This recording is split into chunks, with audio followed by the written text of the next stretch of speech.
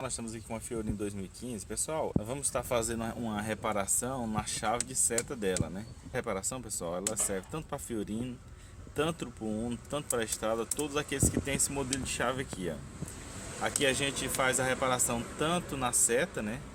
No alerta, né? Chave do alerta, tanto na chave de seta. Nessa daqui o problema, pessoal, é lá que não apaga, ó. Veja bem, ó, que eu estou mudando aqui, ó, o alto por baixo, ela não apaga. Então vou tentar fazer uma reparação nela. Ó, quando você trisca, ela apaga. Solta, ela volta.